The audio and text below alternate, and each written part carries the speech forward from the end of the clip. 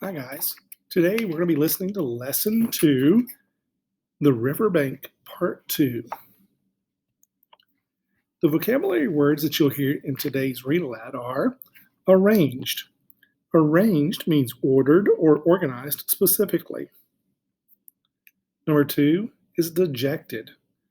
Dejected means depressed, as in unhappy, sometimes because one feels lonely or left out. Number 3, escorted.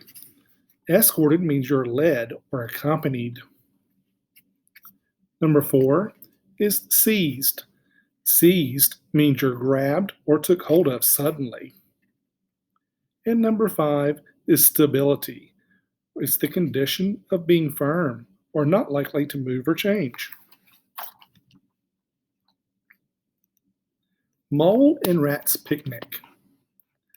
Leaving the main stream, they now passed into what seemed like a little landlocked lake. Green grass sloped down to either edge. Brown, snaky tree roots gleamed below the surface of the quiet water. Ahead of them could be heard the foamy tumble of a weir, with a restless dripping wheel attached to a mill house. A weir is a type of dam or wall that holds water back.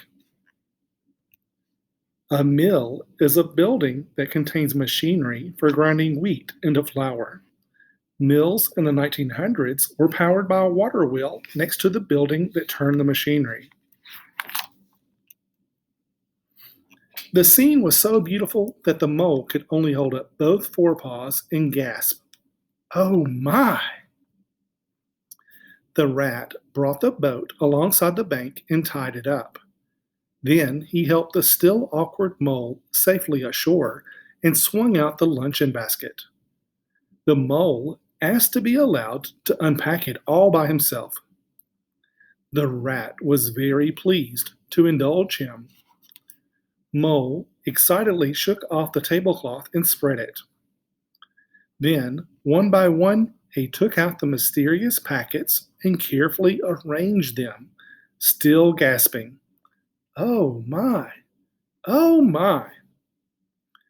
When all was ready, the rat said, "Eat up, old fellow."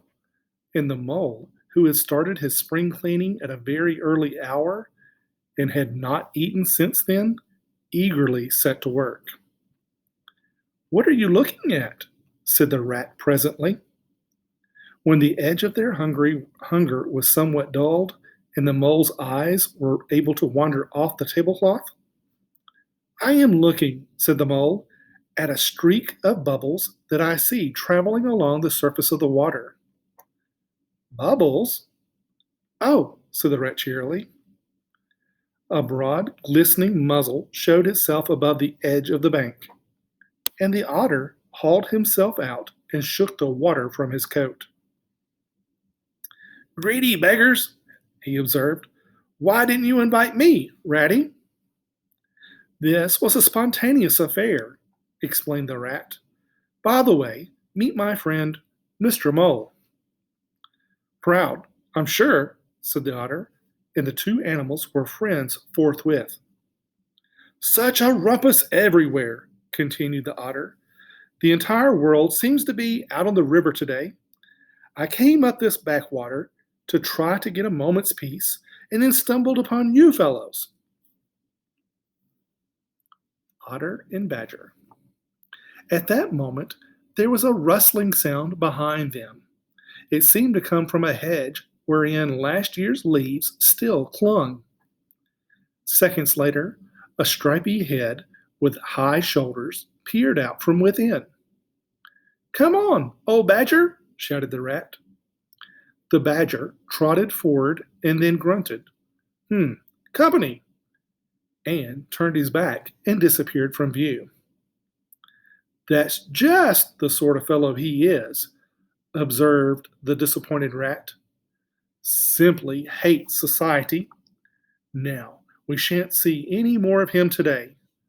Well, tell us, who's out on the river?" "Toad's out, for one," replied the otter, "in his brand new wager boat. New togs, new everything." A wager boat is a special boat used for rowing races. They were called wager boats because people would wage bets or gamble on the winner. Togs are special clothes worn for an activity. The two animals looked at each other and laughed. Once it was nothing but sailing, said the rat. Then he tired of that and took to punting. Nothing would please him but to punt all day. Last year it was houseboating, and we all had to go and stay with him in his houseboat and pretend we liked it. It's all the same. Whatever he takes up, he gets tired of it and starts on something fresh. Such a good fellow, too, remarked the otter reflectively, but no stability, especially in a boat. Punting means it's boating on a flat bottomed boat in shallow water and using a long pole to push the boat along. Toad on the river. From where they sat, they could get a glimpse of the main stream across the island that separated them, and just then a wager boat flashed into view. The rower was a short, stout figure who was splashing badly and rolling a good deal, but working his hardest. The rat stood up and hailed him.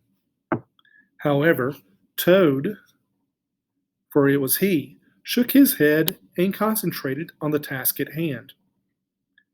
"He'll be out of the boat in a minute if he rolls like that," said the rat. "Of course he will," chuckled the otter.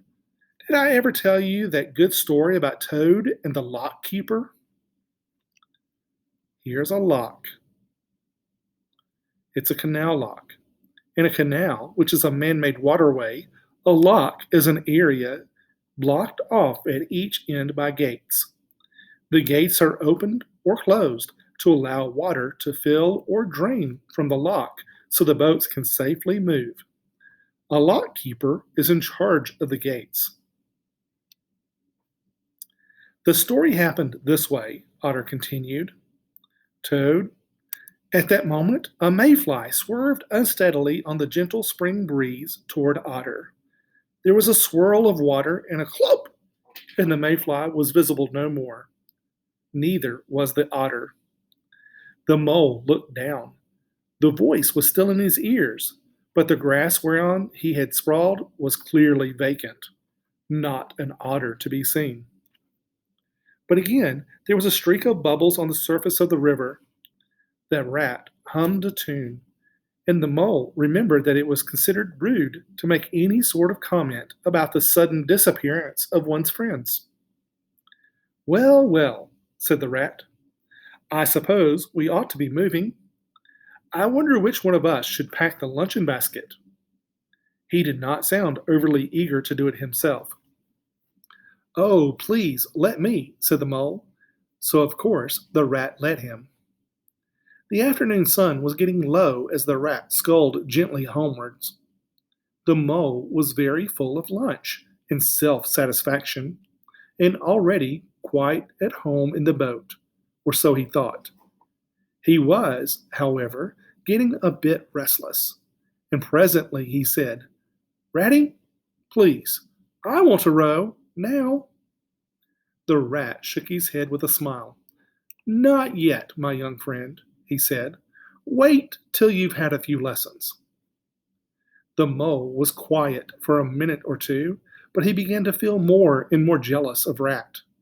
Suddenly, he jumped up and seized the sculls from him.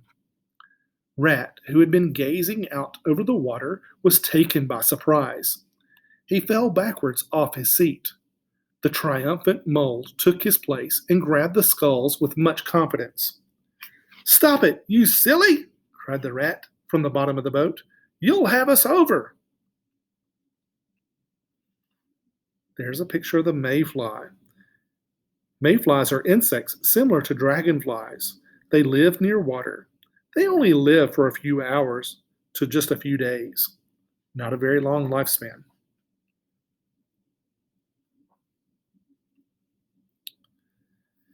Mole overturns the boat.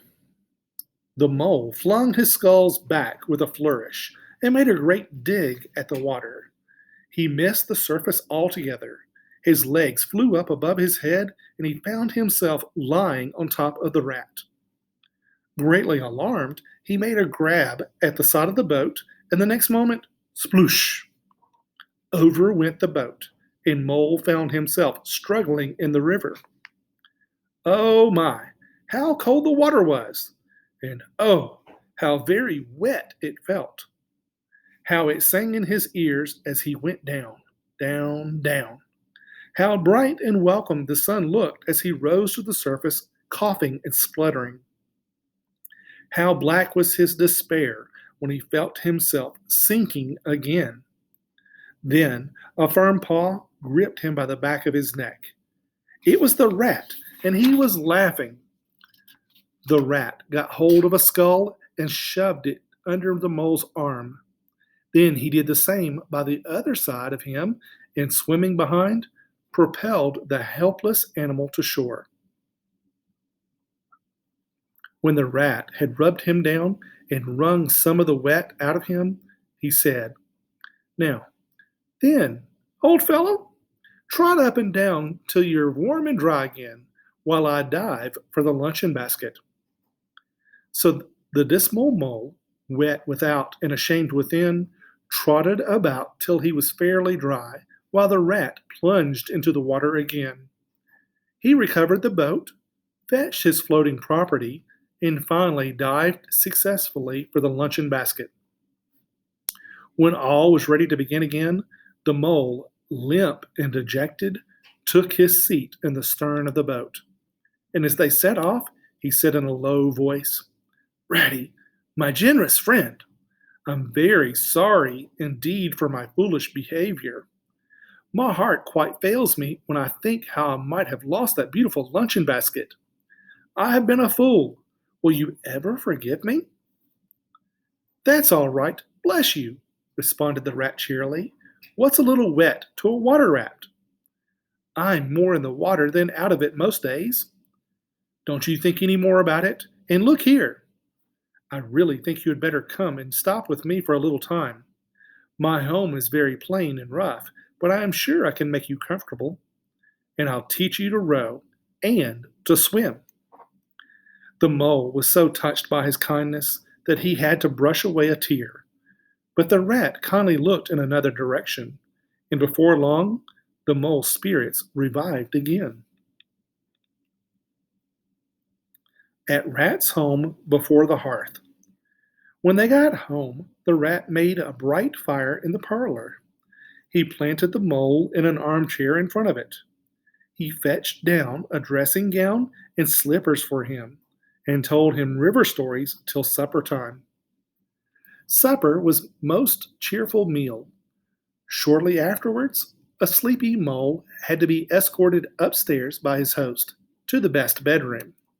There he laid his head on his pillow in great peace and contentment. This was just the beginning of their friendship and time together on the river. There ends the chapter reader for today. You will have a few questions possibly to answer now from your teacher, so do your best.